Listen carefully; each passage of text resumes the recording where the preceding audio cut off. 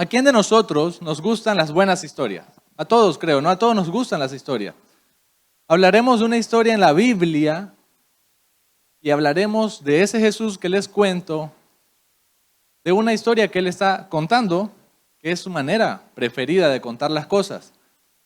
Pero antes de empezar en eso, mi abuelo era una persona de verdad que tenía dinero de una manera, no he conocido a alguien que tenga más dinero que lo que él tuvo.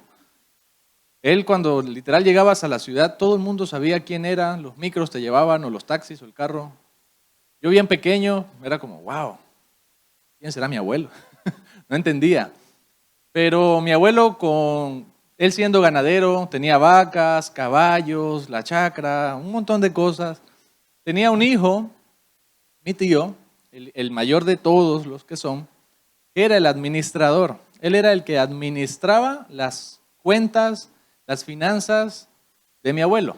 Pasando mucho tiempo luego, llegan trabajadores de mi abuelo, de decirle, señor Braulio se llamaba, ¿cuándo nos va a pagar?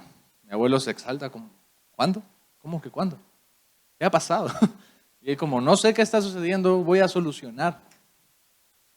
Se pone a indagar y resulta que mi tío era un corrupto. Todo el dinero que mi abuelo le daba, él lo metía a su bolsillo para su pareja, para sus gustos, para sus deseos. Llegó el punto de la quiebra para mi abuelo. La historia y el punto no es lo que ha sucedido con mi abuelo, sino el corazón de mi tío, que de verdad tenía un corazón dañado en ese aspecto, que no le importó todo el trabajo que mi abuelo había hecho durante tantos años para toda la familia, sino que pensó en sí mismo y dijo, bueno, ¿qué tanto? No se va a dar cuenta. Y ese pequeño paso significaron 2 y 3 y terminó llevando a la quiebra a toda la familia. Y es algo que sucede el día de hoy. Pero antes de empezar vamos a orar. Orar es hablar con Dios. Si nunca has orado, simplemente puedes cerrar tus ojos y vamos a hablar con Él para que Él permita que cada uno de nosotros seamos enseñados por Él. Señor Jesús, te damos gracias por esta mañana. Te damos gracias por tu amor incondicional y porque tú nos amas y vienes por nosotros como tu iglesia. Te pedimos, Señor, que nos ayudes, que nos des entendimiento de lo que tú has dejado en la Biblia para enseñarnos y que podamos con eso hacer cosas diferentes. Gracias por cada una de las iglesias, Jesús, que hoy se están reuniendo, que están alabando tu nombre, que están enseñando tu Biblia y que se están conociendo a ti más personas el día de hoy, Señor. Gracias, Jesús, por esta tarde y oramos en tu nombre. Amén. ¿Corrupción o construcción? Si estás tomando apuntes, ese es el título para esta mañana. ¿Corrupción o construcción? Vimos a mi tío corrupto, pero ¿ahora qué con la construcción? Como les decía, a Jesús le fascinaba contar historias.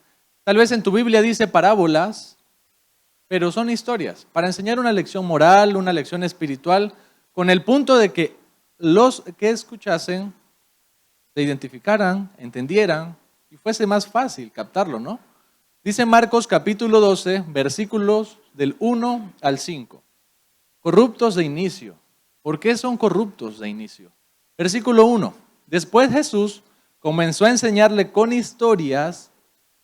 ¿Ves? Ahí dice. Tal vez tu Biblia dice parábolas. Son historias. ¿Qué dice? Un hombre plantó un viñedo, lo cercó y con un muro cavó un hoyo para extraer el jugo de las uvas y construyó una torre de vigilancia. Luego les alquiló el viñedo a unos agricultores arrendatarios y se mudó a otro país. Versículo 2. Llegado el tiempo de la cosecha de la uva, envió a uno de sus siervos para recoger su parte de la cosecha, pero los agricultores agarraron al siervo, le dieron una paliza y lo mandaron de regreso con las manos vacías. Entonces el dueño envió a otro siervo, pero lo insultaron y le pegaron en la cabeza. Al próximo siervo que envió lo mataron. Envió a otros, a unos los golpearon y a otros los mataron.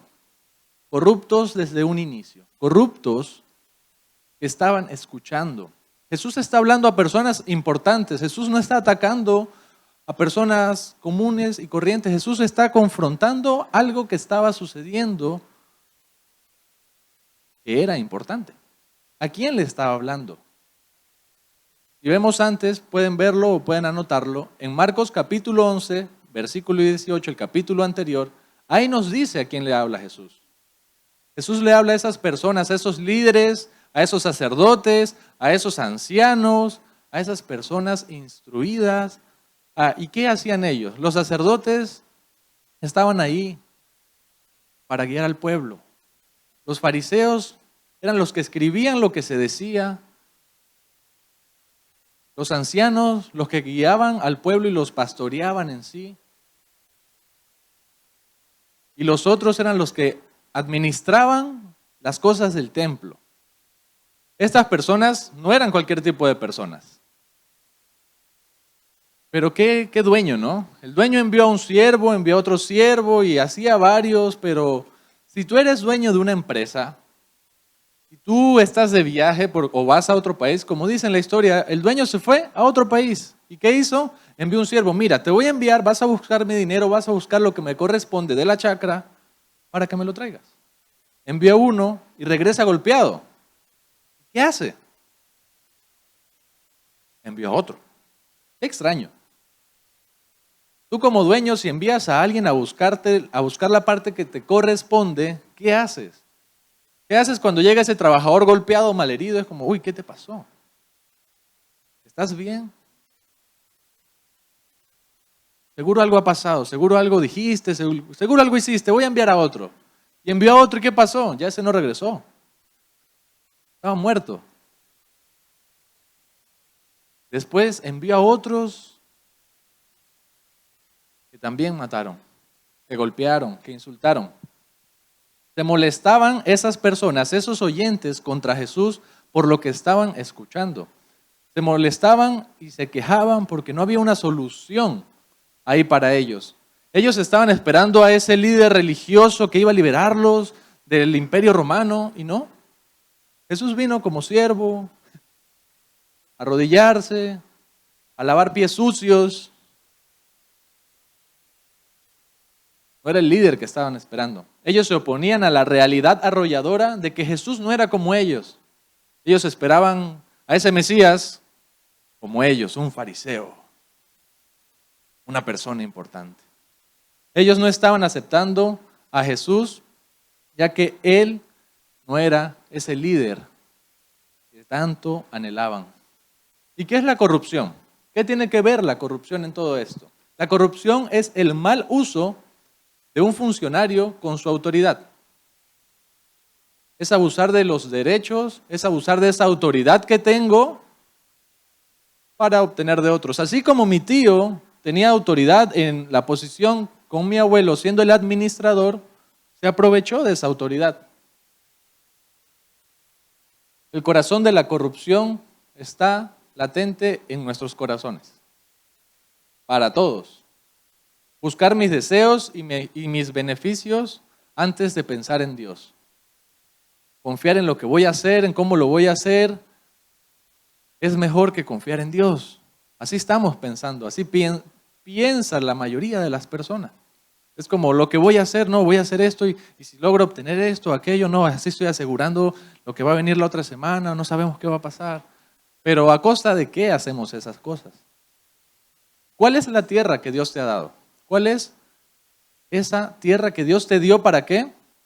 Para que la administres, para que la cuides, para que luego coseches. Tal vez es tu trabajo, tal vez es tu familia,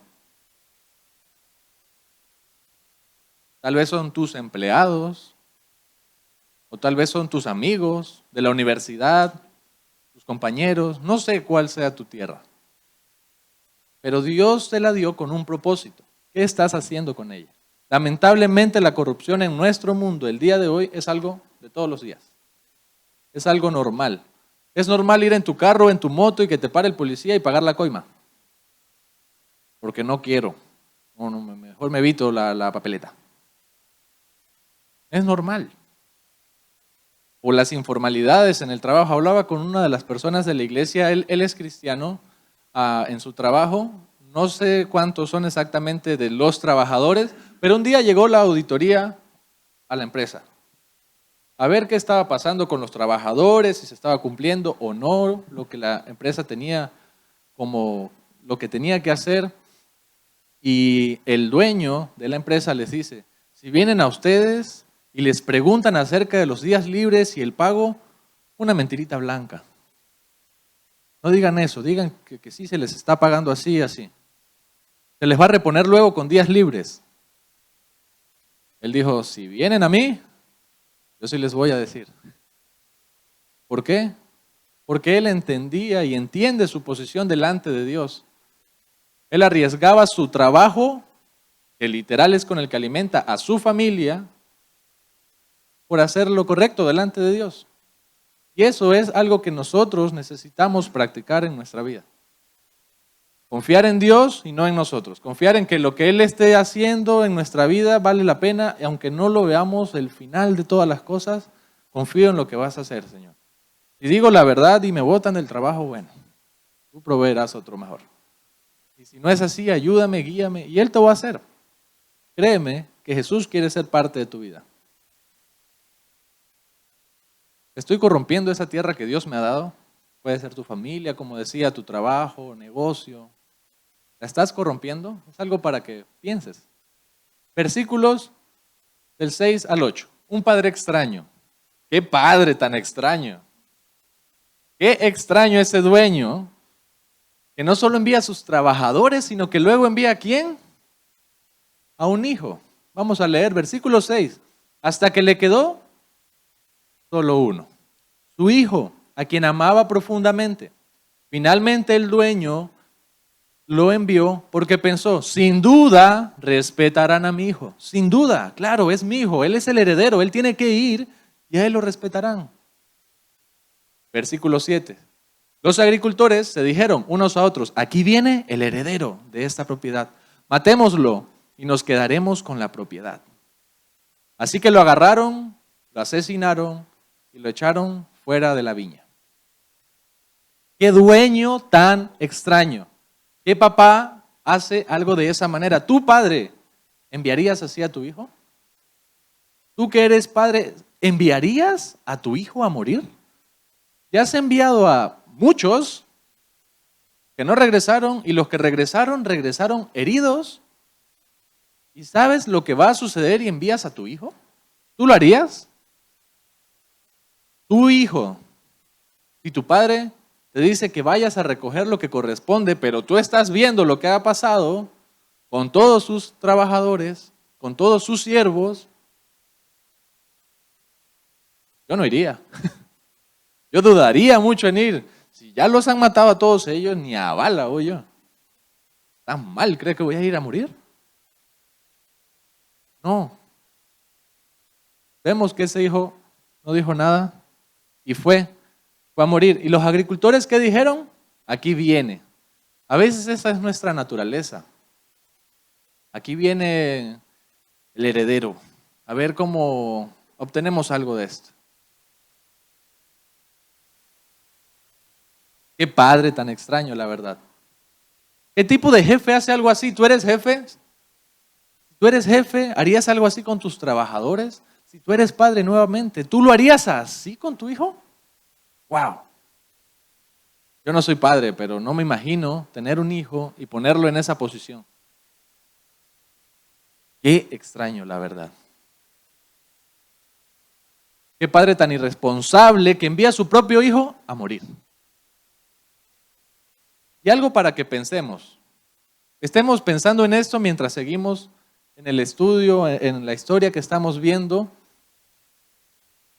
¿Qué tiene que ver la agricultura con la construcción? Vemos que hay un dueño que tiene una viña, pero luego vamos a ver un cambio más adelante. Versículos 9 al 12 del libro de Marcos. ¿Qué creen que hará el dueño del viñedo?, preguntó Jesús. Les diré, irá y matará a esos agricultores y alquilará el viñedo a otros. ¿Nunca leyeron en las Escrituras? Jesús, ¿a quién le estaba hablando? Retrocedamos. ¿A quién le hablaba? Sacerdotes, fariseos, gente importante. Ellos están escuchando y cuando ellos, en su cultura, tú les dices algo como lo que Jesús está diciendo, ¿no leyeron en las Escrituras? Ellos automáticamente sabían, ok, esto sí lo hemos leído. ¿Dónde? ¿Qué vas a decir? A ver, un niño a los 8 años ya se sabía desde el Génesis, 5 libros más. A los 13 ya era considerado una persona responsable de sus actos. Y estos no son niños los que están escuchando acá. Jesús está dirigiéndose a ellos de una manera muy personal. Por eso les está diciendo, nunca leyeron en las Escrituras. ¿Y qué leyeron? Vamos a ver qué dice. La piedra que los constructores rechazaron se ha convertido en la piedra principal. Esto es obra del Señor y es maravilloso verlo. Versículo 12. Los líderes religiosos querían arrestar a Jesús porque se dieron cuenta que contaba esa historia en contra de ellos, pues ellos eran los agricultores malvados. Pero tenían miedo de la multitud, así que lo dejaron y se marcharon. ¿Se dieron qué? Se dieron cuenta. Ok, Jesús, sí, estás hablando, ay, qué chévere tu historia, ¿qué será? Ah, ya, estás citando a David, estás citando a Isaías, Jesús está hablando, lo vamos a ver más adelante, de un pasaje de 2 en el Antiguo Testamento, Isaías y los Salmos. Entonces, cuando ellos escucharon eso, dijeron, ok, lo que vas a decir sí lo sabemos. Por consecuencia, al saber lo que se había dicho, ellos retrocedían en la historia a lo que había sucedido. Isaías, capítulo 5, versículo 7. Si pueden, luego en sus casas leer del 1 al 7, pero vamos a leer solo el versículo 7. Dice, la nación de Israel es la viña del Señor de los ejércitos celestiales. El pueblo de Judá es su agradable huerto. Él esperaba una cosecha de justicia, pero a cambio encontró opresión. Esperaba encontrar rectitud, pero en cambio oyó gritos de violencia. Antes del capítulo 12, ¿qué estaba pasando? Jesús maldijo algo, maldijo una viña. En el capítulo anterior a lo que estamos leyendo, Jesús maldice una viña, ¿por qué? Porque no está dando fruto. ¿Quién era? ¿Qué era eso? ¿Qué era esa higuera? Esa higuera que no daba fruto. Era su pueblo que no estaba dando fruto. Estaban ahí con un propósito que no estaban cumpliendo. Pero no con eso, de verdad no les importaba que Dios quería ser su Dios y que Dios durante toda su historia los ha cuidado, los ha guardado, los ha protegido, los ha alimentado. No les importa. ¿Qué está haciendo ahí? Les está haciendo recordar lo que ha sucedido. Como a ellos no les ha importado eso. En el Salmo 118, versículos 22 y 23, si no sabes dónde están los salmos, abres tu Biblia a la mitad y seguramente estás muy cerca. Salmos 118, versículos 22 y 23. Dice, la piedra que los constructores rechazaron, ahora se ha convertido en la piedra principal. Esto es obra del Señor y es maravilloso verlo. Entonces Jesús está ahí hablando a esos líderes, sacerdotes, a esas personas importantes de guiar, pero les cita un salmo de David. Un salmo en el que David sabe su posición delante de Dios y reconoce que Dios es lo único que importa para él. Es lo único que realmente tiene valor e importancia. Y hay una foto para explicar esto, si la pueden adelantar la imagen, acerca de un arco. ¿De qué es esa piedra angular? Acá vemos en esta imagen un arco. No sé qué les resalta, pero en ese arco, si se dan cuenta, hay una piedra que es diferente. Esa piedra que es diferente, que está justo en medio, en la parte de arriba, es la piedra angular. Esa es una piedra que realmente culmina la obra, que es la que sostiene todo para que el muro y las paredes no colapsen. Todo el peso que hay en esas paredes está ahí, centrado en esa piedra, sostenido por esa piedra, y esa piedra es la más importante de toda la construcción. Si no tienes esa piedra al terminar, estarás ahí sosteniendo por mucho rato ese muro antes de que se caiga. Nada de eso tiene cemento. Todo eso son piedras calzadas. Y no solo eso, sino que esa piedra fue rechazada en el Antiguo Testamento. Cuando los que construían, les faltó esa piedra porque la desecharon. Cuando estaban haciendo esa construcción de ese templo, faltó esa piedra. Dijeron, no, esa piedra es algo extraña, esa no es de esta construcción, seguro es de otra cosa. La dejaron a un lado, pasando el tiempo, terminando, se dieron cuenta, uy, esa piedra que desechamos, que no importaba, era esta piedra. Y ahora, ¿dónde está? ¿Qué hacemos con eso? Versículos 9 al 12. Sé parte de eso. Sé parte de ese muro. Piensa en esta pregunta mientras lo leemos. ¿Cómo soy parte de eso? Los fariseos estaban ahí. Recuerdan la pregunta que les hice. ¿Qué tiene que ver la agricultura con la construcción? Jesús lo que dice, no lo dice por nada. Él no gasta palabras. Si Él dice algo y hace algo así, un cambio así, es importante.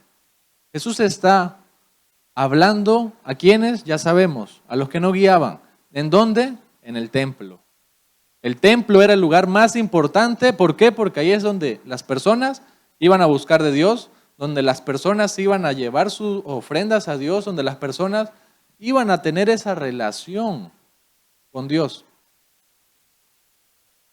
¿Pero qué pasó? ¿Qué pasó en el capítulo anterior? Lo pueden leer luego. Lo que pasó es que Jesús llegó y se encontró que su templo estaba usado de una forma incorrecta. Habían negocios ahí. ¿Qué hizo? Tomó un látigo y empezó a sacarlos a todos. Tomó un látigo para sacar a toda esa gente. ¿Por qué? Porque estaban ocupando el templo de una forma incorrecta. El templo de Dios estaba siendo usado para otros fines, para ser corruptos. Si tú llevabas tu animal y el animal al que tenía que aceptarlo le parecía feo, decía, no, ese no sirve, pero yo te vendo uno. Negocio redondo, monopolio. Y así muchas cosas. Y ese cambio que Jesús está haciendo ahí, lo está haciendo desde el templo. Y ellos, al entender lo que Isaías decía y al entender lo que también decía David, se estaban dando cuenta que Jesús está respondiendo a una pregunta que hicieron previamente. Ellos le preguntaron a Jesús, ¿con qué autoridad vienes a hacer eso? ¿En nombre de quién? ¿Con qué autoridad tú haces eso? Jesús le hizo otras dos preguntas que ellos obviamente no iban a responder. Pero acá lo está respondiendo de otra manera, para que reaccionen y se den cuenta. Para ellos no era algo nuevo lo que escuchaban. Y tú dirás, ok, Gabriel, ya, bacán, chévere. ¿Y qué hago con eso? Ok, sí, está interesante, está buena la historia. ¿Qué hago? ¿Y ahora para qué? ¿Qué tiene que ver eso? Porque eso es significativo para ti y para mí el día de hoy. Todos nos quedamos cortos en nuestra vida. Todos hemos fallado en nuestra vida buscando llegar al estándar de Jesús. Todos nos quedamos cortos. Pero Jesús nos muestra algo muy diferente. Y les está mostrando a ellos que su forma de vivir no está funcionando, que su forma de cómo están llevando la gente a Dios no es la correcta, porque no la están llevando.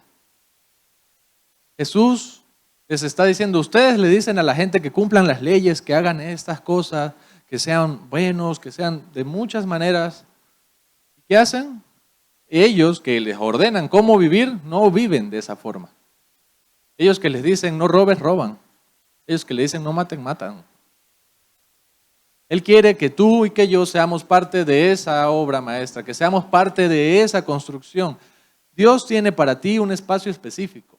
Tú no eres un error, tú eres parte de ese muro. Tú eres una piedra un tanto diferente como otros y todos somos diferentes. ¿Para qué? Para calzar perfectamente en su diseño. Tal vez por mucho tiempo has querido salir de malos hábitos que llevas, de malas formas de vida que haces, y no has podido, no has encontrado esa solución. Tal vez has intentado una y otra vez no caer en lo mismo, en el mismo error, en la misma falla, pero ¿qué pasa? Fallas. Pero Jesús acá los confronta directamente porque no están guiando al pueblo. Va Jesús con sus discípulos al templo encontrando corrupción en vez de encontrar el espacio que ocupaban lleno de personas buscando de Dios, que ese espacio era específicamente para nosotros. Si tú no eres judío, el espacio del templo que estaba siendo ocupado era el espacio para ti y para mí, donde nosotros íbamos a llegar a buscar y a encontrar a Dios, pero no, ellos decidieron usar eso con otro propósito. Y era la parte más grande del templo. Ellos habían dejado a un lado a personas como nosotros. Ellos habían dejado eso, ¿para qué? Para sus negocios, y en vez de ellos estar, mira, así buscamos de Dios, así encontramos de Dios, vamos a orar, vamos a adorarle, vamos a alabarle. No, ponían reglas, ponían cosas. Los encargados de guiar al pueblo no lo guiaban, los sacerdotes no estaban ahí haciendo su trabajo, sino estaban haciendo su trabajo personal para obtener negocio.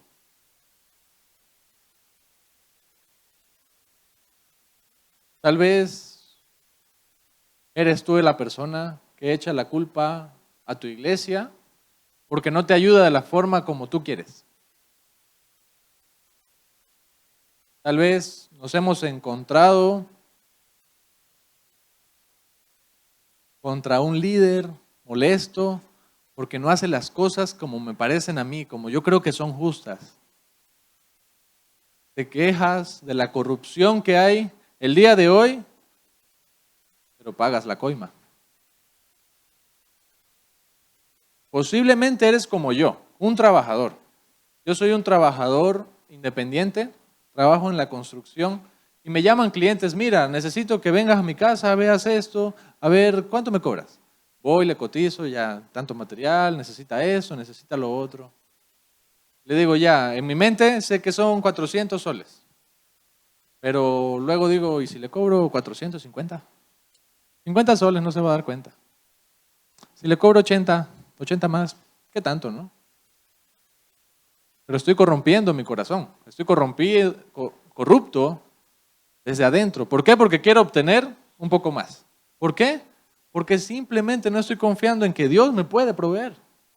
Y Dios me puede proveer después. O tal vez participas de uno de los negocios más grandes del mundo llamados pornografía. Está usado para generar millones y millones de dólares al año. Muchas de las personas que están ahí están siendo usadas en contra de su voluntad. No digo que todas. Estás participando con cada vista que tienes de ese negocio tan corrupto. Pero, ok, ya, me lanzaste las piedras. ¿Y ahora qué hago? Hay una solución para todo eso. En una construcción cada piedra tiene un propósito y fue cortada y tallada y diseñada para que conecte perfectamente en ese muro. Esas piedras no están ahí por nada. Y esas piedras Dios quiere hacer de nosotros. Que dejemos de practicar esos malos hábitos que estamos llevando, pero no solo, ok, lo dejo, no, sino ese espacio lo lleno de algo que tengo que hacer, que voy a hacer, que es diferente. Piensa en esta historia que estamos viendo en el libro de Marcos, en la historia de esta corrupción de estos líderes. La próxima vez que estés en una posición así, la próxima vez que tengas la oportunidad de corromperte, piensa en esta historia y digas, uy, no lo haré.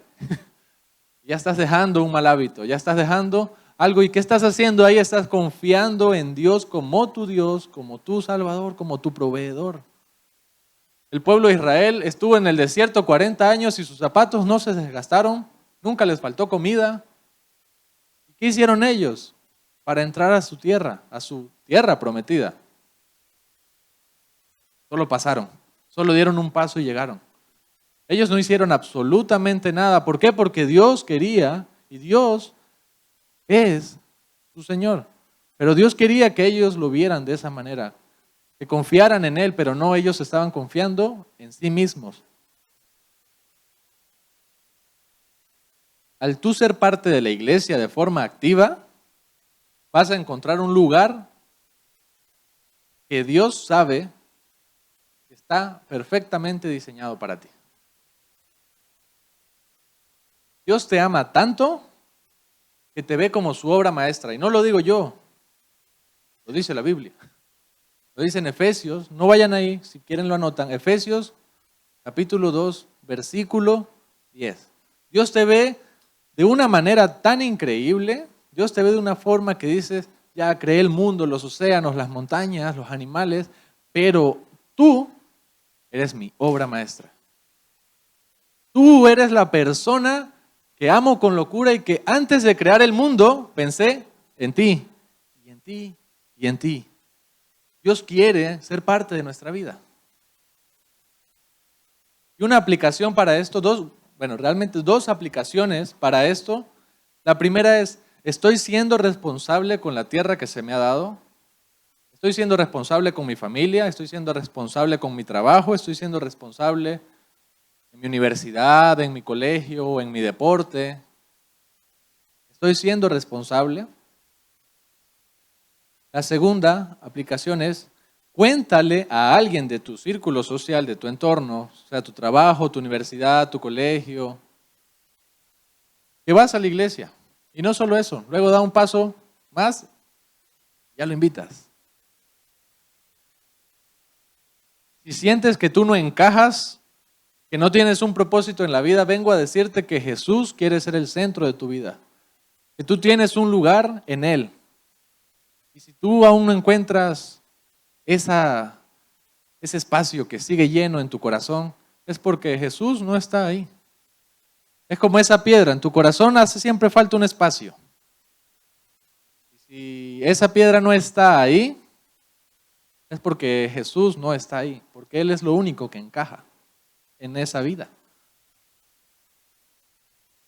El punto en eso es que ninguno de nosotros por nuestros propios medios lo vamos a lograr. Puedes hacer un amigo nuevo para empezar una comunidad en la iglesia, encontrar un equipo donde servir. Y ahí podrás hallar un lugar especial donde vas a encajar. Seguramente estás ahí ahorita sentado y no sabes que eres bueno en muchas cosas. Seguramente estás ahí y no te imaginas el don que tienes. Puede ser cantar, puede ser servir, puede ser tantas cosas, pero que aún no sabes. ¿Por qué? Porque no estás participando de ello. Un paso para eso es llevar la clase de ADN. Como iglesia se da las clases de ADN, es solo para que conozcas quiénes somos como iglesia, qué hacemos, qué creemos y que puedas ser parte de un equipo. Y créeme que siendo parte de un equipo, te darás cuenta de cosas que eres tan bueno que ni tú te imaginas. En la entrada se pudieron dar cuenta que hay una mesa de bienvenida. Ahí pueden preguntar, ¿cuándo hay clases? Las clases ya empezaron, están en el número 3, pero igual puedes empezar el próximo domingo, en la 4, y la 1, 2 y 3 las recuperas después. Quizás eres alguien que asiste por mucho tiempo a la iglesia, que tiene años ya acá, pero aún no te has comprometido con tu iglesia. Hay necesidad en todos los lugares y iglesia, les felicito de verdad a todos, porque todo lo que está sucediendo aquí no sucedería si no es por ustedes. Desde la escuela dominical, desde la comida, desde cada cosa que sucede, desde la música, que esto funcione, es gracias a ustedes. Y siempre hacen falta manos. Pero no estamos buscándote porque te necesitamos, sino te estamos invitando para que seas parte de. Para que seas parte de servir ¿a quién? Al Dios que te creó y que pensó en ti antes de crear el mundo. Puedes hacer un amigo nuevo en la iglesia para encontrar tu comunidad en medio de ello. Hay unas tareas para aquellos que están tomando apuntes. Las tareas son algo que vamos a hacer durante la semana. Es algo que nos va a ayudar a mantener esto en nuestra mente. Es algo para que estemos activamente pensando en, ok, esto escuché el día domingo, pero, ¿verdad? Tengo que hacer esto. ¿Para qué? Para que lo que escuchamos quede más en nuestra mente y en nuestro corazón de lo que solo sucede en un día. Y la primera es leer 3 veces el Salmo 118. Leer 3 veces el Salmo 118. Y en medio de su lectura, cuando lo hagan, vean el corazón de David. Cuando lo lean, piensen en él, en su situación, vean sus palabras, vean su postura delante de Dios y se van a dar cuenta de cómo era su corazón. La segunda tarea es, haz un amigo nuevo en la iglesia. Hay muchas personas acá. Y tal vez no conoces a todos. A ese que no conoces, acércate y preséntate. Dile, hola, mira, me llamo Gabriel. Hola, me llamo Ana, me llamo Pedro, me llamo Juan, no sé. Preséntate. Y no solo eso, pídele su número. Mira, Pedro, ¿me das tu número? Ya, claro que sí. ¿Y qué vas a hacer en la semana? Le escribes, le preguntas cómo está, qué tal su trabajo, su estudio. ¿Para qué? Para que seas su amigo. Haz un amigo nuevo en la iglesia. Escríbele cómo está. Pregúntale. Y la tercera tarea es memorizar Hechos, capítulo 4, versículos 11 y 12. Memorizar Hechos, capítulo 4, versículos 11 y 12. ¿Y por qué esos versículos? Lo voy a leer rápidamente, no tienen que ir ahí, pero dice, pues es Jesús a quien se referían las escrituras cuando dicen, la piedra que ustedes, los constructores, rechazaron, ahora se ha convertido en la piedra principal. Y esta es la parte que me encanta, me fascina, de verdad. En ningún otro hay salvación, o sea, no hay nadie más. En ninguna otra persona hay salvación. Dios no ha dado a ningún otro nombre bajo el cielo mediante el cual podamos ser salvos. Después de Jesús, déjame decirte que ni el cielo mismo contiene a alguien que te pueda salvar. Si tú no has creído en Él, piénsalo. Después de Jesús, no hay absolutamente nada más. Puedes hacer cosas buenas, puedes ser buena persona, puedes de verdad intentarlo de una y otra manera y frente a los ojos de la sociedad te van a ver y van a decir, wow, esa persona mira cómo ayuda a los pobres, mira cómo da al necesitado, pero eso no te va a salvar. La única persona que te puede salvar es Jesús. Así como ese dueño que envió a uno y a otro y hasta a su propio hijo a morir, es ese dueño, es ese Dios que te ama tanto que no envió a uno, sino a muchos para que lo conocieras. Y que a pesar de que no le conocieron, les dijo, aquí hay otra oportunidad, se llama Jesús. Jesús mismo está ahí enseñando y mostrándose como esa oportunidad para ellos. Y Jesús está aquí hoy presente para ti y para mí, dándote esa oportunidad.